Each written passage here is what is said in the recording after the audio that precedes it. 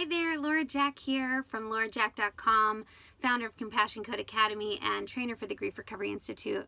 And today I want to talk to you about that it's okay to grieve. So we've been talking a lot about what grief is. And grief, as we talk about at the Grief Recovery Institute, is the conflicting feelings that come at the end of or change in a familiar pattern of behavior.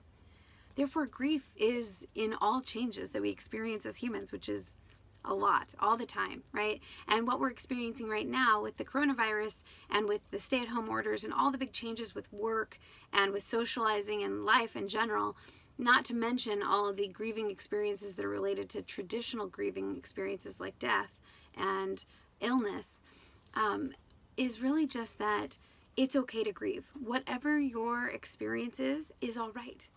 Big or small, the big changes, the little changes, the experiences that you're having are legitimate. So one of the most important things that we have to remember in order to have compassion for ourselves during this very challenging time is that, one, it's okay to grieve.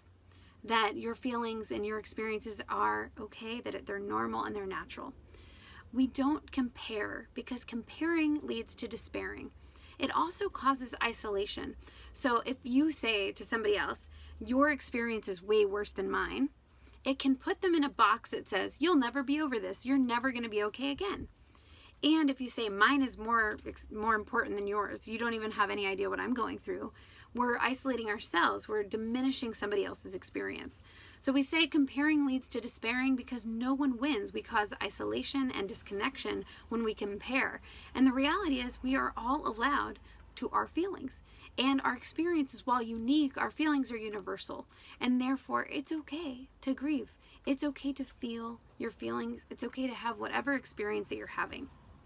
And because it's all of these things, it's the loss of hopes, dreams, and expectations, as I've mentioned before, we have to just recognize that what you're feeling is likely grief and that it's okay.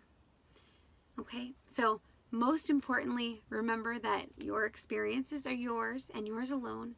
You don't have to compare yourselves to others or diminish your experience, and just choose your audience wisely. So, for example, if somebody you know just had a relative or loved one die, and you're experiencing a loss in a familiar pattern or behavior, like you miss going to the mall or you miss going to your favorite restaurant, yours is legitimate. And remember, it's important that you maybe don't vent or complain to that person because what they're going through feels very deeply feels like deep heartache. Again, it doesn't mean that yours isn't valid. It's just knowing who to vent to, knowing how and where to share. And that matters, right? So maybe sharing with a safe listening ear who is in a similar position that you are, that they're grieving that their kids are now home until next school year potentially, right? Or talking to somebody who's going through the death of a loved one and saying, I've been in a similar position. Remember, we don't use the words the same because no two experiences are the same. I'm going through something similar, right? So all that to say, don't compare and despair. Don't diminish your feelings or your experiences. Try not to diminish the feelings or experiences of others. Have compassion. Relate kindly to yourself.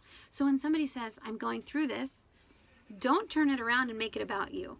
Just say, man, yeah, acknowledge and validate. That sounds really rough. Or thank you so much for sharing, right?